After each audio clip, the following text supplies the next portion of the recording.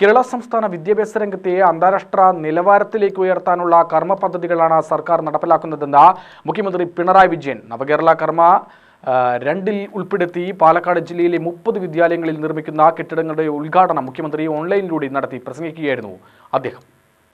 സർക്കാരിന്റെ നേട്ടങ്ങളെ തമസ്കരിക്കാനുള്ള ശ്രമങ്ങൾ പല ഭാഗത്തു നിന്നും ഉണ്ടാവുന്നുണ്ട്. എന്നാൽ ഇതിനെയൊന്നും സർക്കാർ വകവെച്ച് കൊടുക്കില്ല. സമൂഹത്തിന്റെ ആകെ വികസനമാണ് സർക്കാരിന്റെ ലക്ഷ്യം. കഴിഞ്ഞ ഏതാനും വർഷമായി വിദ്യാഭ്യാസ രംഗത്തുൾപ്പെടെ വൻ നേട്ടമാണ് സർക്കാർ കൈവരിച്ചതെന്നും പിണറായി വിജയൻ പറഞ്ഞു.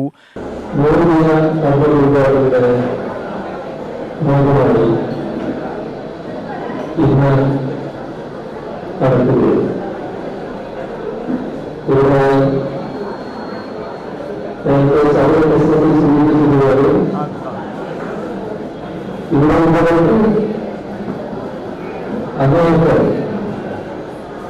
സന്തോഷിക്കാൻ തുടങ്ങുന്ന തരത്തിലുള്ള ഉത്തമ സമീപനമാണ് സ്കൂളുകളിൽ ഉയർത്താൻ കഴിയുന്നത്. നമ്മുടെ സ്കൂളുകളിൽ ഇന്ന് നിയന്ത്രിക്കുന്ന 30 സ്കൂളുകളിൽ 3 കോടി രൂപയുടെ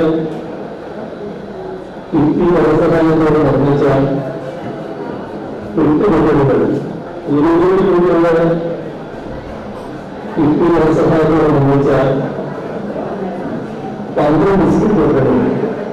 PMGHSSൽ 3.9 കോടി ചെലവഴിച്ച 12 ക്ലാസ് മുറികളുടെ കെട്ടിടമാണ് നിർമ്മിക്കുന്നത്.